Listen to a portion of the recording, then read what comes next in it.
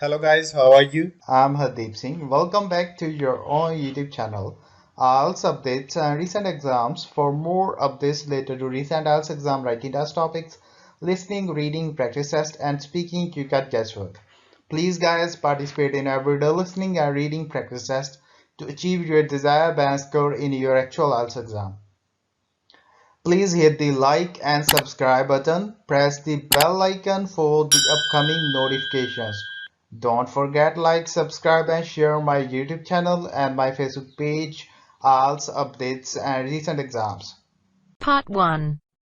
You will hear two students, Jack and Amy, discussing the details of the concerts that they are planning to hold. First, you have some time to look at questions 1 to 5.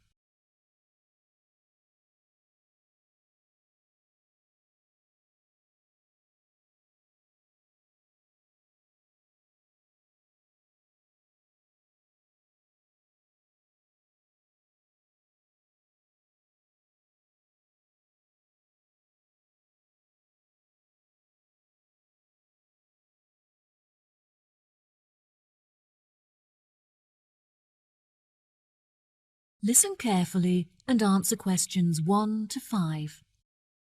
Oh, hi, Jack. Thank you for coming to discuss the details of the concert. It's a real help. No problem, Amy.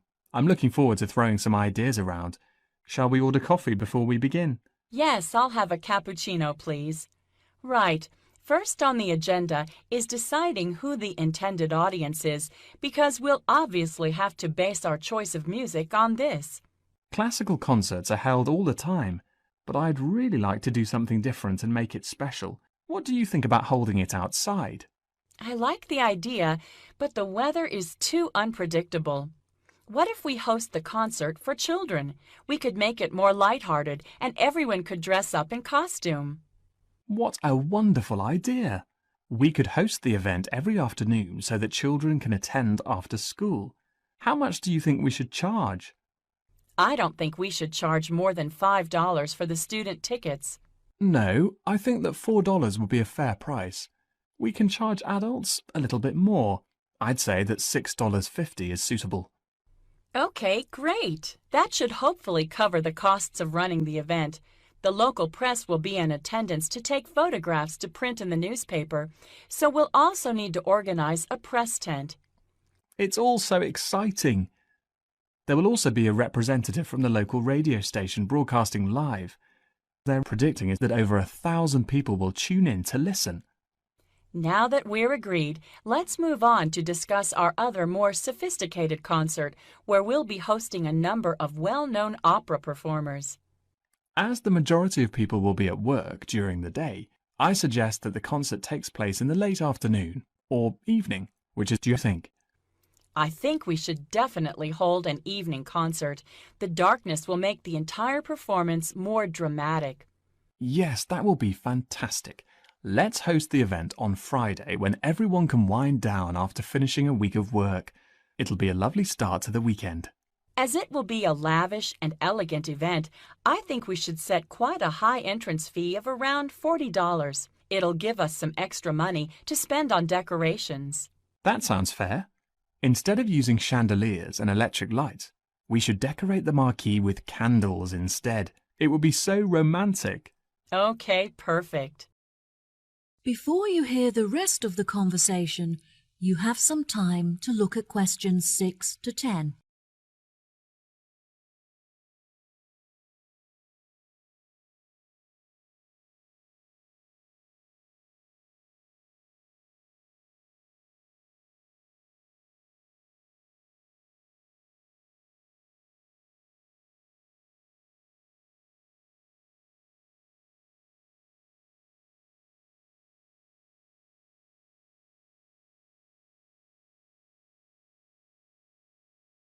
Now listen and answer questions 6 to 10. Now, moving on to the concert where we showcase talented opera singers from the local area. Perhaps we should host this opera show on Monday evening? I think that the venue is already booked on Monday, but Tuesday will do nicely. How much do you think we should charge the audience for tickets? Since the performers are not professionals, perhaps we should make this a free event. Yes, tickets will be free, but we should ask everyone for a donation so that we can cover the costs of the venue and food and drink. The venue also comes complete with a piano, so hopefully one of the performers will be able to play. I had lessons when I was younger, but I'm not accomplished enough to perform in front of an audience. Well, what if we make our final concert a karaoke night where everyone of any ability can sing on stage? It could be really good fun, and it would give everyone the opportunity to join in. Yes, I love that idea. Let's hold it during the day on Saturday so that everyone, including families and the elderly, can attend. Perhaps we should offer concessions for students, children and the elderly to make the tickets more affordable and encourage everyone to come. Yes, definitely. I think that the majority of the crowd will be composed of families and friendship groups, so we should avoid giving a group discount to maximize the income from ticket sales. Let's arrange a secret surprise to end the show on a high for everyone. How about a band performance? One of my friends happens to know a famous singer who I'm sure would be happy to perform for a small fee. Oh, wow, that sounds brilliant! Well, I think we've addressed the details for all of the concerts. Thank you so much for helping. See you later. That is the end of part 1. You now have half a minute to check your answers.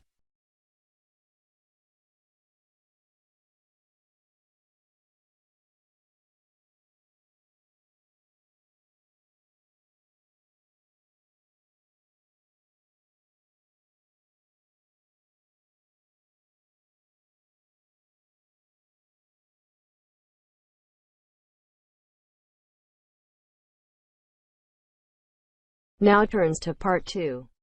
You will hear a radio program giving some advice about saving energy. First, you'll have some time to look at questions 11 to 16.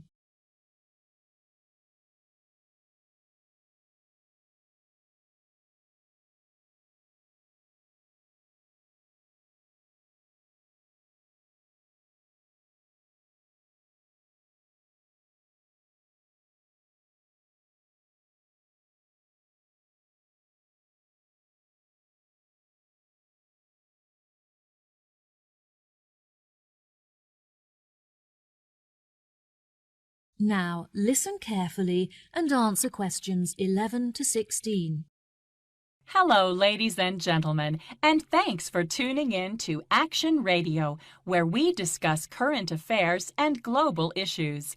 My name is Jill, and today I'll be discussing the very relevant issue of the importance of saving water and how you can do this at home.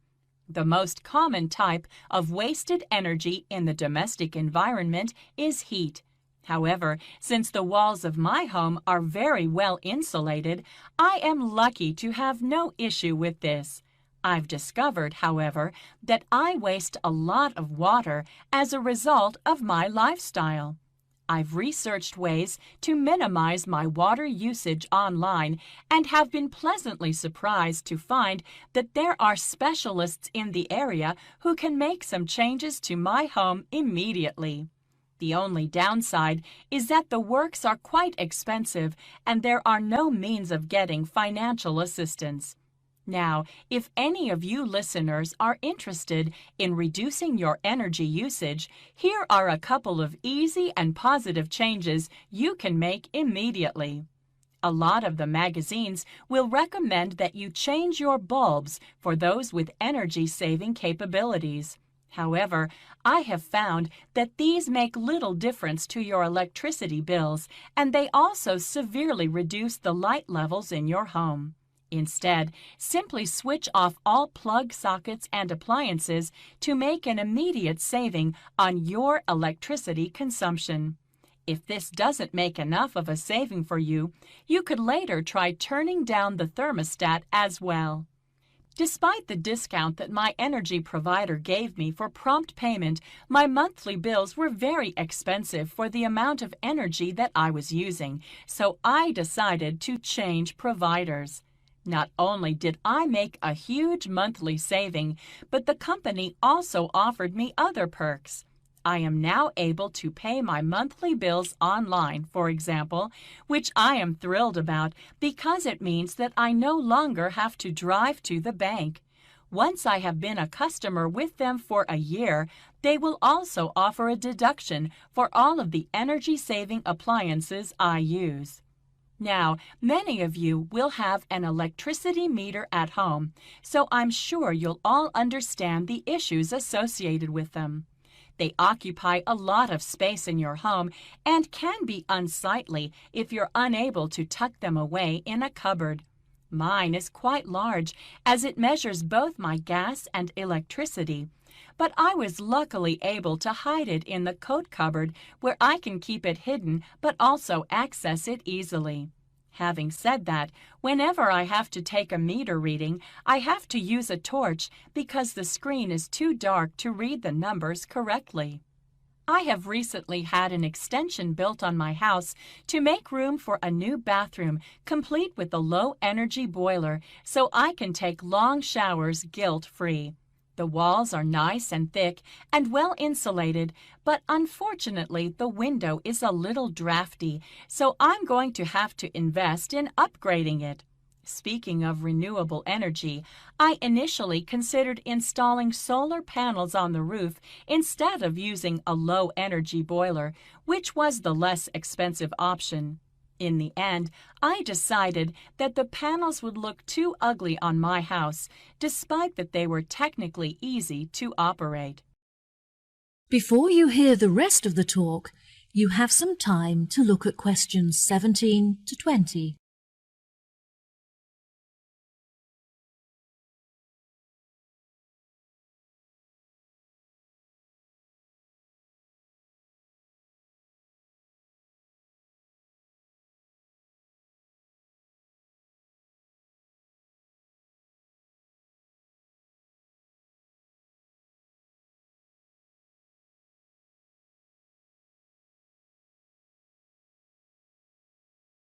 Now listen and answer questions 17 to 20. Now, if you're a fan of taking long showers like I am, then switching from baths to showers will not help to reduce your water usage. Instead, here are some small but effective changes you can make. When making a cup of tea, for example, measure out the amount of water that you need before boiling it. And when brushing your teeth, use a cup of water instead of a running tap. I tried filling up my washing machine before switching it on, but I found that the clothes were not thoroughly cleaned, so I would not recommend this. If your tap drips when it is turned off, then you should call a plumber to fix it, as this can result in a lot of water being wasted. Before finishing today's show, I'd like to address two questions that we often get asked by listeners. We had some great feedback about our answer to last week's question on how to calculate the price involved in powering domestic appliances, so let's see how we do this week. One of our most commonly asked questions this week was which device is the lowest energy option for watching films. The simplest answer is that the smaller the screen, the lower the energy used. One of our listeners wrote in with a question that made me chuckle, and the answer is yes, solar panels only work when the sun is out. Now, on a more serious note, a number of you wanted to know what the most efficient temperature is to set the thermostat to. The answer is that the closer you set it to room temperature, the lower the energy used. Before I say goodbye until next week, I'll leave you with one last tip. Turn off the lights when you leave the room. The end of part 2. You now have half a minute to check your answers.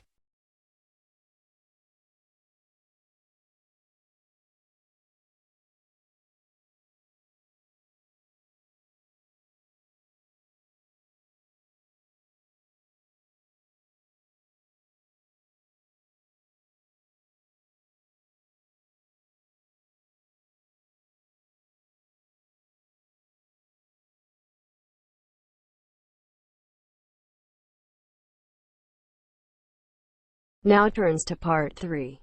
You will hear Lara and Tommy, 2 students, talking about their book club. First, you'll have some time to look at questions 21 to 24.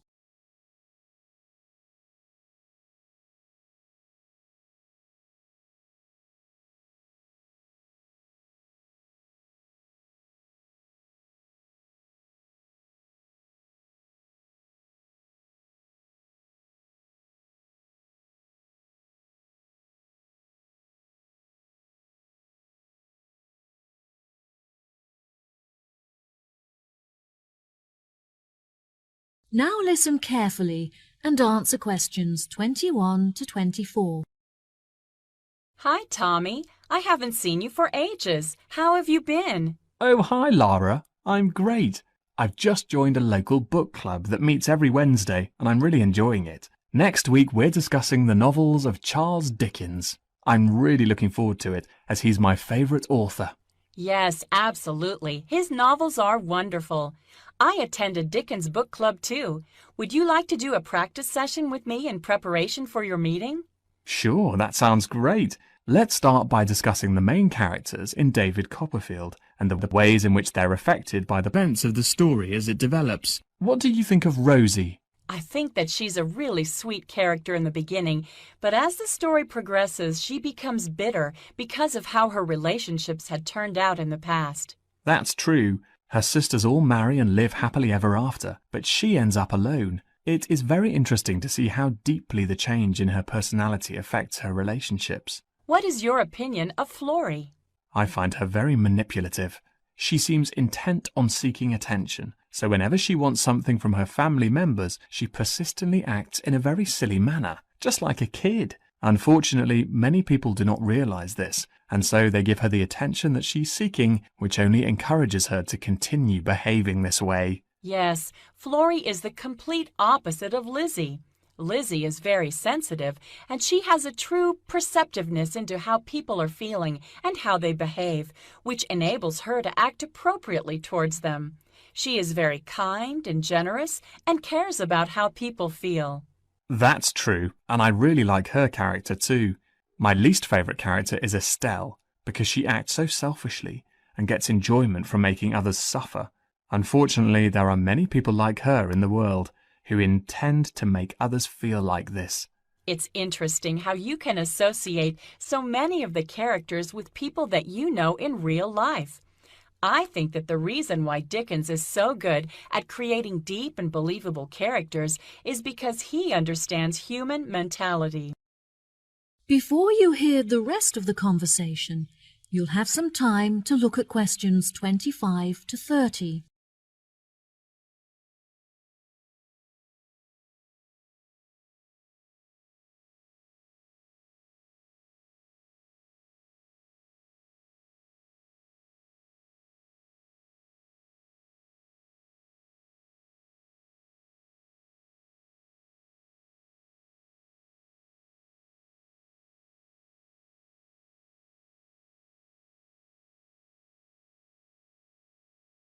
Now, listen and answer questions 25 to 30.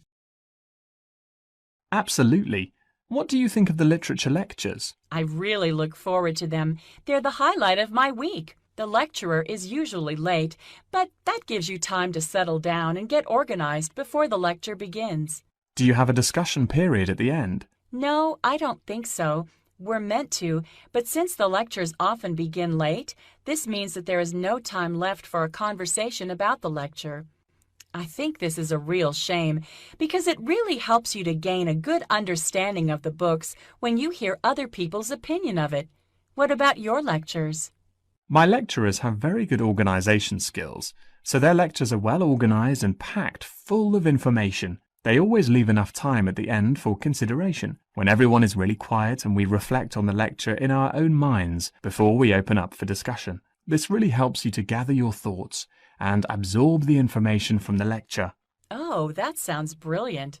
Do you think there is anything that needs to be improved? My experience of the course overall is really brilliant, but I feel there are many improvements that could be made to it. The IT support staff are great, but there are just not enough computers available for the numbers of people that need to use them. Every time that I need to use a computer, I have to queue up for at least 15 minutes. I find that the librarians are really helpful and approachable. However, the equipment is just not good enough. Whenever I need to use the photocopying facilities, for example, most of the machines are really old and slow, which means that you have to wait for ages for them to work. It's really frustrating because I'm often stretched for time. Perhaps we should start a petition to encourage the university to improve their facilities. That sounds good. What do you think of the group discussions? I really enjoy them. Since the class groups are so small, everyone gets to have their say and contribute thoughts to the conversation, so the classes are really effective. The only issue is that it's very difficult to find an opportunity to meet up, since everyone has such busy schedules. Yes, definitely. In our class, we pass around a ball, and only the person holding the ball is allowed to speak. Each person is only allowed to speak for a minute at a time, which helps us to make sure that we use the class time fairly, and it also makes the discussion more fun. That's true. It's been really great catching up with you. Thanks for your help. No problem. Good luck at your class. Bye. That is the end of part 3. You now have half a minute to check your answers.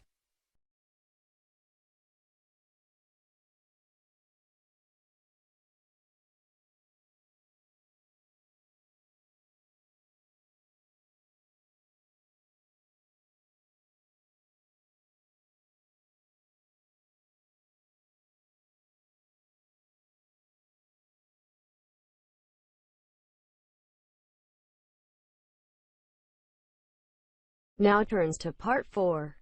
You will hear a talk on research into music. First, you have some time to look at questions 31 to 40.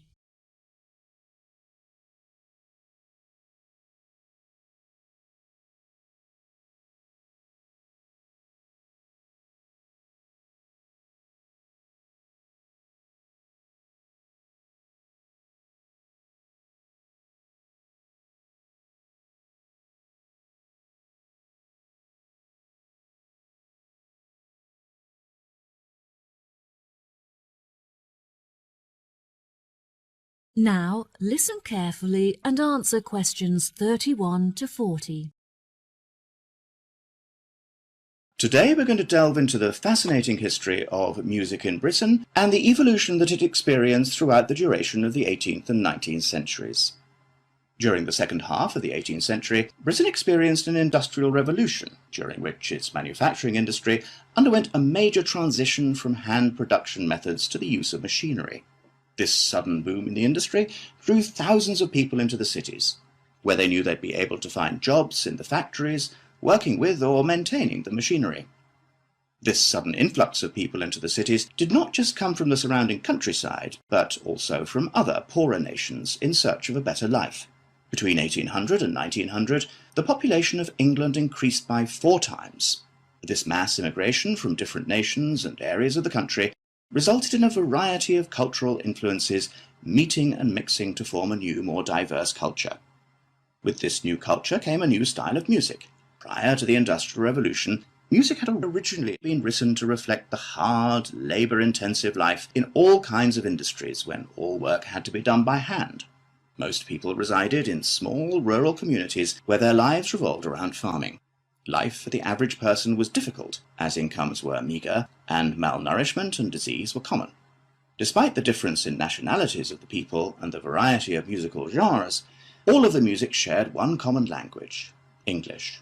As many were unable to write, the songs were a means for the people to give voice to their experiences and feelings about their hard and laborious jobs. Most of the music written by the workers during this period has been lost, as a result of illiteracy and the wear of time. Now, you may be asking yourselves how these small musical works were formed. The roots of most of these groups can mostly be traced back to the younger members of the working classes, who were perhaps rebelling against the inferiority of their living and working conditions compared to those of the upper classes. Young performers would often lead these musical trends, usually possessing a great talent for singing or playing particular handmade instruments.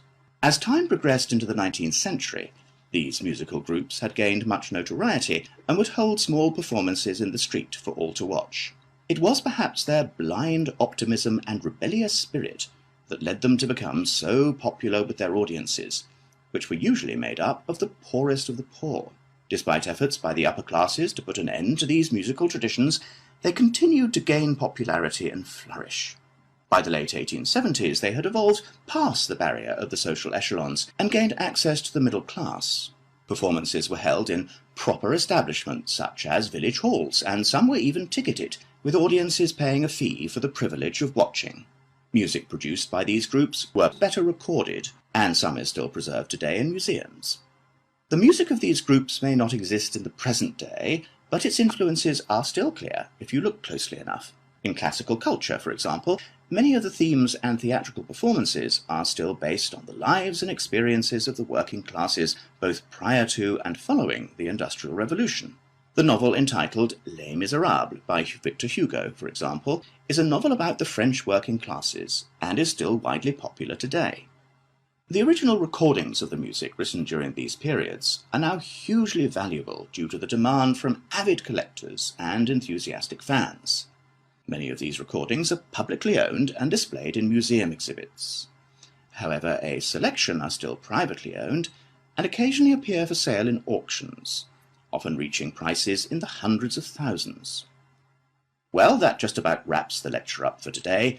So, if anyone has any questions... That is the end of part 4. You now have half a minute to check your answers.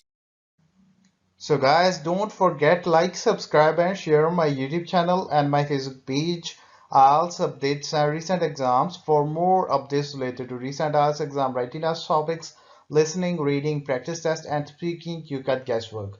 Please guys, participate in everyday new IELTS listening and reading practice tests to achieve your desired band score in your actual IELTS exam. For more IELTS material, visit my official website www.ieltsupdatesandrecentexams.com. The link is given below in the description. If you need PDF files of latest IELTS material, then please join my Telegram channel. So guys, please write your score below the comment section.